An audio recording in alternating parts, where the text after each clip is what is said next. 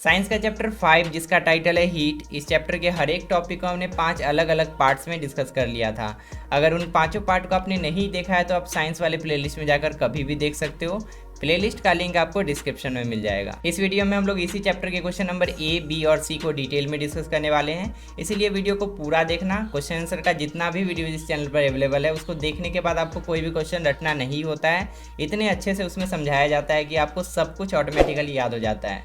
इससे पहले के सभी वीडियो जो कि मैंने अभी तक डीएवी पब्लिक स्कूल के बच्चों के लिए बनाए हैं, सभी आपको subject wise class wise playlist में ही मिल जाएंगे। तो आप उन वीडियोस को भी वहां जाके कभी भी देख सकते हो। उनको देखने के बाद अगर आपको वो हेल्पफुल लगते हैं तो आप चैनल को भी सब्सक्राइब कर लेना, क्योंकि इसी तरह से डीएवी पब्लिक स्कूल के लिए बहुत सारे वीडियो इस चैनल पर आते रहते हैं।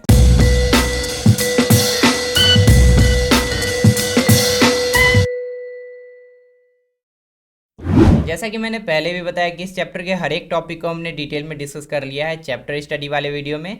तो इन क्वेश्चन को सॉल्व करते समय हम लोग किसी टॉपिक के डिटेल में नहीं जाएंगे, कोशिश करेंगे कि हम लोग उसको शॉर्ट में ही समझ लें, और जहाँ ज़रूरत पड़ेगा कोई अगर नया टॉपिक आ जाएगा तो उसको हम लोग सिर्फ डिटेल में समझ लेंगे। तो स्टार्ट करते हैं first question, question number A से, जिसमें कि हमें बोला गया है फिल इन द ब्लैंक्स। जितना भी इनकम्प्लीट स्टेटमेंट है उसको हमें फिल करके पूरा कर देना है। पहला स्टेटमेंट दिया गया है heat is a form of dash. Heat किस चीज़ का एक रूप है? तो हमने पढ़ा था heat is a form of energy, और इसको हमने एक्सपेरिमेंटली भी प्रूव किया था। तो यहाँ पे हम लोग एनर्जी फिल कर देंगे। उसके बाद सेकेंड स्टेटमेंट में पूछा गया था range of clinical thermometer is from dash to dash. मतलब क्लिनिक में जो थर्मोमीटर यूज़ किया जाता है डॉक्टर्स के द्वारा, उसका रेंज क्या होता है, वो कहाँ से कहाँ तक के टेम्परेचर को मेजर कर सकता है। तो उसका रेंज होता है 35 से 42 डिग्री सेल्सियस तक, क्योंकि ह्यूमन का टेम्परेचर जो होता है, ह्यूमन बॉडी का टेम्परेचर 35 से 42 तक ही वेरी करता है, इससे ज़्यादा या इससे कम कभी नहीं होता है। तो इसीलिए इसी रेंज का थर्मोमीटर बनाया जाता है क्लिनिकल यूज़ के लिए। उसके बाद तीसरा स्टेटमेंट में दिया है water is A dash conductor of heat. Water जो है किस टाइप का कंडक्टर है हीट का? तो हम जानते हैं कि वाटर और एयर दोनों बैड कंडक्टर ऑफ हीट है। वो हीट को अच्छे से ट्रांसपोर्ट नहीं कर पाता है, हीट को ट्रांसफ़र नहीं कर पाता है पॉइंट ए से पॉइंट बी तक। तो इसीलिए हम लोग यहाँ पे फिल करेंगे बैड, या हम लोग यहाँ पे पुअर भी फिल कर सकते हैं। Water is a poor conductor of heat या water is a bad conductor of heat. उसके बाद फोर्थ स्टेटमेंट में दिया है land and sea bridges help to maintain the dash of air. Land bridge और सी ब्रिज दोनों जो होता है एयर के किस चीज़ को मेंटेन करके रखता है? तो एयर के टेम्परेचर को मेंटेन करके रखता है। तो यहाँ हम लोग टेम्परेचर फिल करेंगे। लैंड ब्रिज और सी ब्रिज क्या होता है, हमने चैप्टर स्टडी वाले वीडियो में डिटेल में पढ़ा था। लैंड ब्रिज क्या होता है? लैंड से सी के तरफ अगर हवा जाता है तो उसको हम लोग लैंड ब्रिज बोलते हैं, और सी से यानी कि समुद्र से अगर लैंड की तरफ हवा आती है तो उसको हम लोग सी ब्रिज बोलते हैं। सिंपल चीज़ है। सबसे लास्ट स्टेटमेंट यहाँ पे दिया गया है transfer of heat from sun to the earth take place mainly through the process of dash.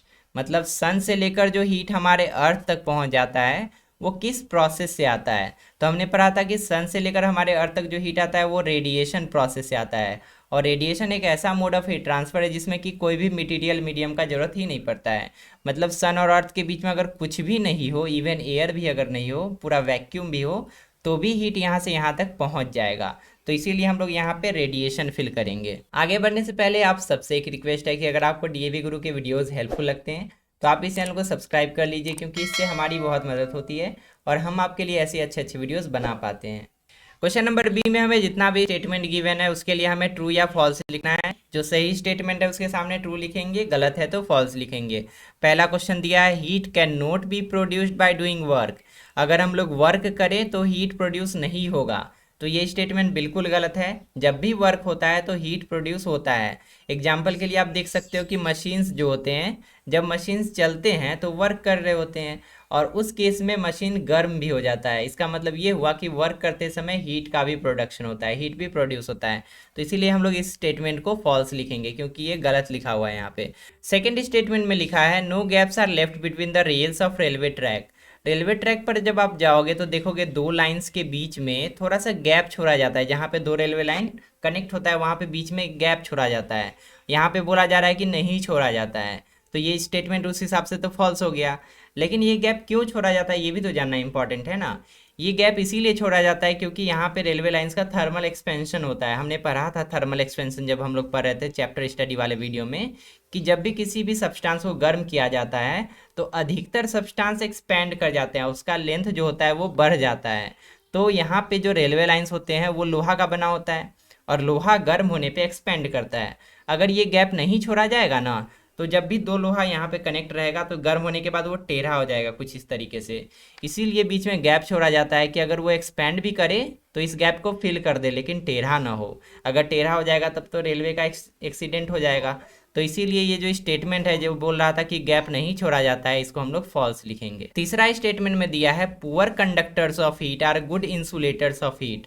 जो पुअर कंडक्टर होते हैं यानी कि हीट को अच्छे से नहीं जाने देते हैं, वो गुड इंसुलेटर्स होते हैं, यानी कि हीट को अच्छे से नहीं जाने देते हैं। तो एक ही बात तो हुआ ना, जो पुअर कंडक्टर है वो गुड इंसुलेटर होगा, क्योंकि कंडक्टर का अपोजिट ही इंसुलेटर होता है। तो ये जो स्टेटमेंट है ट्रू हो जाएगा। उसके बाद यहाँ पे फोर्थ स्टेटमेंट में दिया है ventilators when provided in rooms are located near their roofs. जब भी हम लोग घर बनवाते हैं तो उसमें जो भी वेंटिलेटर हम लोग देते हैं वो छत के नज़दीक होता है। ये स्टेटमेंट बिल्कुल सही है, इसीलिए हम लोग ट्रू लिखेंगे। बट यहाँ पे छत के नज़दीक क्यों दिया जाता है, इसको हमने चैप्टर स्टडी वाले वीडियो में एक्सप्लेन किया था। यहाँ पे भी शॉर्ट में समझ लेते हैं।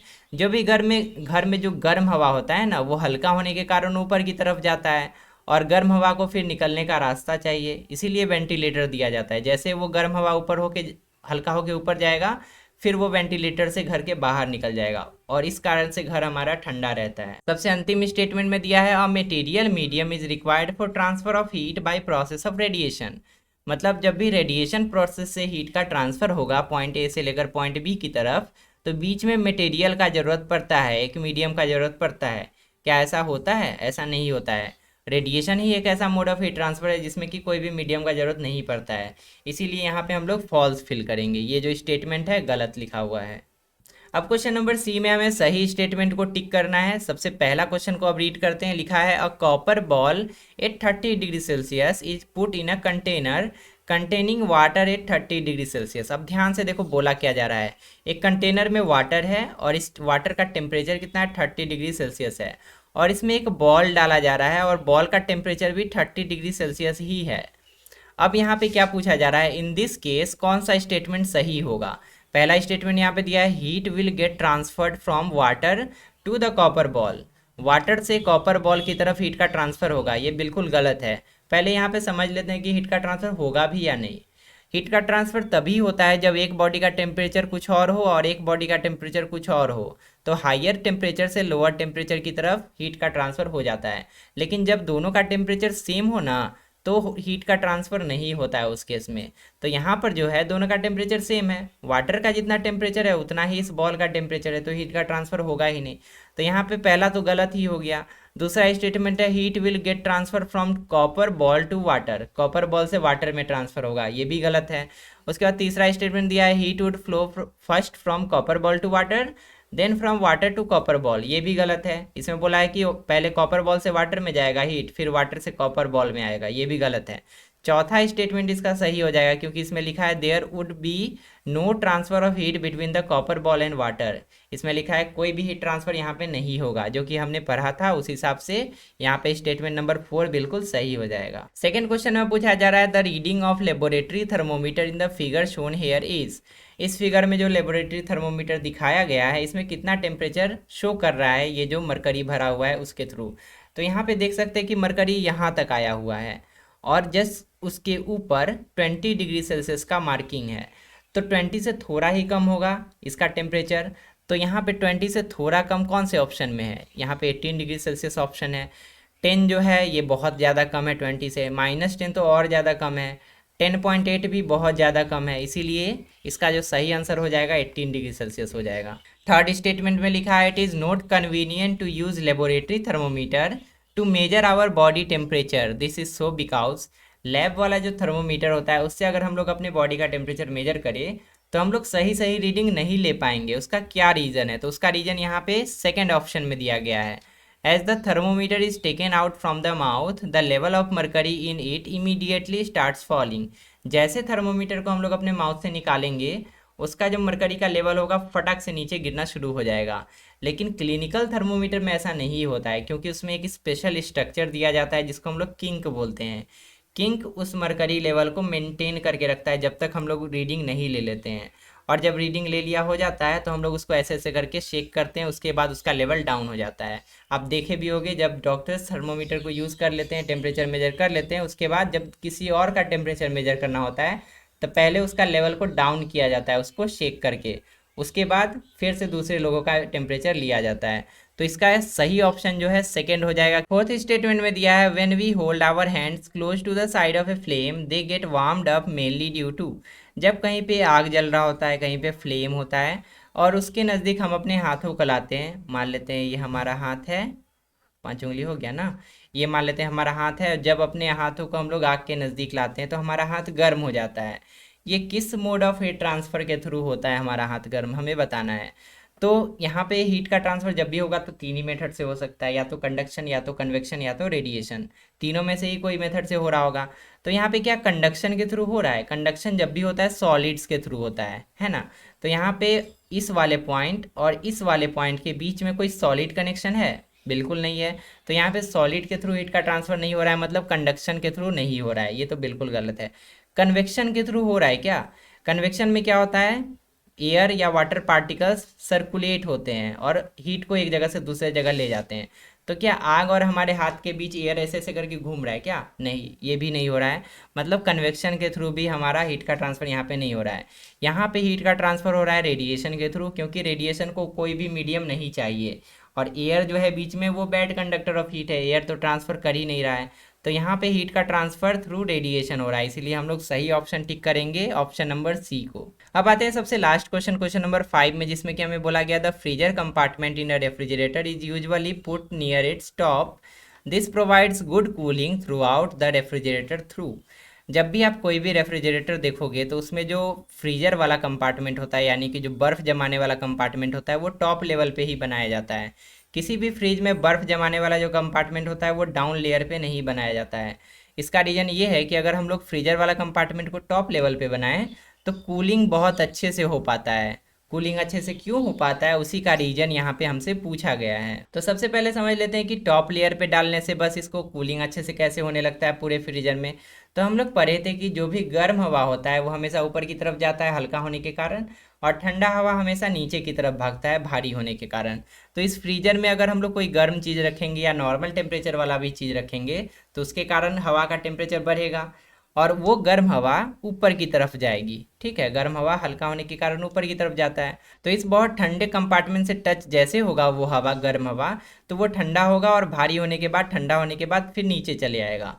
फिर नीचे का गर्म हवा फिर ऊपर जाएगा, फिर उसमें टच होगा, फिर वो ठंडा हो जाएगा और फिर वो नीचे चले आएगा। इस तरह से एक कन्वेक्शन करंट यहाँ पे जनरेट होगा, जिसमें कि गर्म हवा हमेशा ऊपर जाएगा और ठंडा हवा हमेशा ऊपर से नीचे आएगा। और इस तरह से फ्रिज का हर कंपार्टमेंट जो है अच्छे से ठंडा हो जाएगा। इसके हर कंपार्टमेंट को, हर पोर्शन को अच्छे से ठंडा होने का मौका मिल जाएगा, कूलिंग बहुत अच्छे से हो जाएगा। लेकिन अगर यही फ्रीजर कंपार्टमेंट जो है अगर हम लोग डाउन में रखें, नीचे रखें, तो यहाँ पे क्या होगा, जो भी हवा इसके कांटेक्ट में आएगा वो ठंडा हो जाएगा, वहाँ तक तो ठीक है। लेकिन ठंडा होने के बाद वो भारी भी हो जाएगा और नीचे ही रह जाएगा। ठीक है, वो हवा फिर ऊपर नहीं जाएगा, वो कैसे ऊपर जाएगा। और जो गर्म हवा है वो हल्का होने के बाद ऊपर ही रहेगा, वो तो नीचे ऑटोमेटिकली आएगा ही नहीं। तो यहाँ पे कन्वेक्शन करंट जनरेट ही नहीं होगा और जो नीचे का ऑब्जेक्ट है वो बहुत ज़्यादा ठंडा हो जाएगा और जो ऊपर का ऑब्जेक्ट है वो कंपेरेटिवली कम ठंडा होगा। तो इसीलिए यहाँ पे इस केस में प्रॉपर कूलिंग नहीं हो पाएगा। तो यहाँ पे प्रॉपर कूलिंग क्यों हो रहा है, क्योंकि यहाँ पे कन्वेक्शन करंट जनरेट हो गया और ये कन्वेक्शन करंट जनरेट होता है उसके बारे में किस ऑप्शन में दिया गया है, हमें गिवन है यहाँ पे थर्ड ऑप्शन में, the setting of convection currents in the air inside the refrigerator. जब हम लोग ये फ्रीजर कंपार्टमेंट को ऊपर रखते हैं तो हमारा कन्वेक्शन करंट जनरेट हो जाता है, ऐसे ऐसे करके एयर घूमने लगता है और उसके कारण से पूरा फ्रिज में अच्छे से कूलिंग हो पाता है। तो इसीलिए हम लोग सही ऑप्शन किसको टिक करेंगे, ऑप्शन नंबर सी को। तो यहाँ तक हमने इस चैप्टर के क्वेश्चन नंबर ए, बी और सी को डिटेल में डिस्कस कर लिया। आई होप आपको सारा क्वेश्चन अच्छे से समझ में भी आ गया होगा और याद भी हो गया होगा। इसके बाद जो क्वेश्चन नंबर डी और ई बचा उसको हम लोग एक अलग वीडियो में सेपरेटली डिस्कस कर लेंगे। इस चैप्टर का पीडीएफ नोट्स अगर आप डाउनलोड करना चाहते हो तो आप हमारे वेबसाइट davguru.in पे जा सकते हो और कोई भी डाउट पूछने के लिए आप मुझे इंस्टाग्राम या फेसबुक पे मैसेज कर सकते हो। आई होप ये वीडियो आपके लिए हेल्पफुल रहा होगा। वीडियो अगर अच्छा लगा तो इस वीडियो को लाइक करना, चैनल को सब्सक्राइब करना और इस वीडियो को अपने क्लासमेट के साथ जरूर शेयर करना। तो मिलते हैं अगली वीडियो में एक नए टॉपिक के साथ। तब तक के लिए अपना ध्यान रखो और अच्छे से पढ़ाई करते रहो।